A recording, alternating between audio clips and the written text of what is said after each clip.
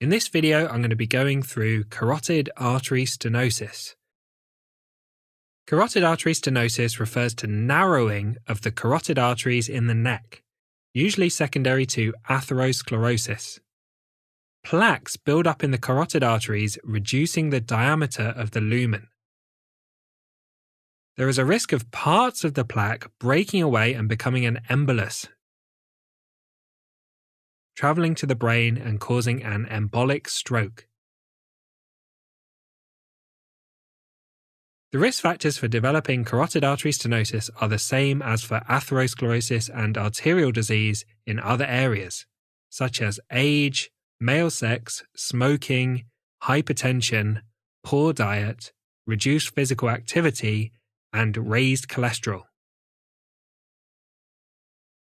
Patients who have a transient ischemic attack or a stroke are investigated for carotid artery stenosis, usually with a carotid ultrasound scan.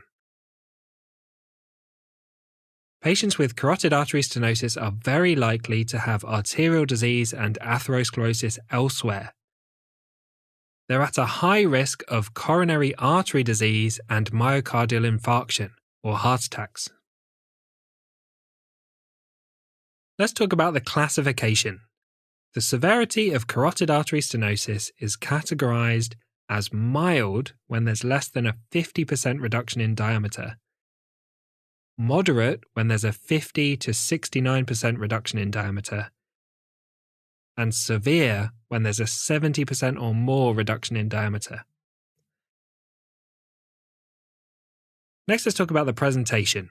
Carotid artery stenosis is usually asymptomatic, with no symptoms. Usually it's diagnosed after a transient ischemic attack or a stroke.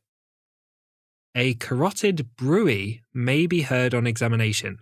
This is a whooshing sound heard with a stethoscope over the affected carotid artery, which is caused by turbulent flow around the stenotic area during systole, during contraction of the heart. Next, let's talk about making the diagnosis. A carotid ultrasound scan is usually the initial investigation to diagnose and assess carotid artery stenosis. A CT or MRI angiogram may be used to assess the stenosis in more detail before surgical interventions. Next, let's talk about the management. Conservative management involves addressing modifiable risk factors and medical therapy. This involves having a healthy diet and exercise, stopping smoking, good management of comorbidities such as hypertension and diabetes, antiplatelet medications such as aspirin, clopidogrel or ticagrelor, and lipid-lowering medications such as atorvastatin. Surgical interventions are considered where there's more significant stenosis, and the options are carotid endarterectomy or angioplasty and stenting. Endarterectomy involves an incision in the neck, opening the carotid artery and scraping out the plaque. This is the first-line treatment for most patients who require surgical intervention. A key complication of the procedure is a stroke, which occurs in around 2% of cases. During an endarterectomy, nearby nerves can be injured, and this may be temporary or permanent. The symptoms depend on the nerve that's injured. If the facial nerve is injured, this can cause a facial weakness. Often the marginal mandibular branch is injured, causing drooping of the lower lip.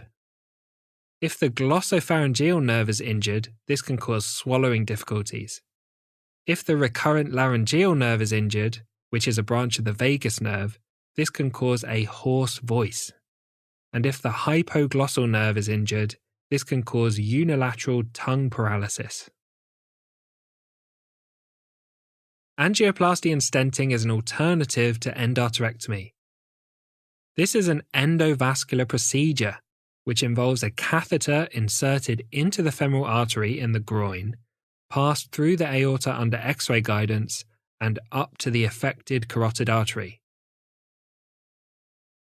A balloon is inflated in the narrowed area to widen the lumen of the artery, and this is called angioplasty, and then a stent is left in place to keep the artery open, and this is called stenting.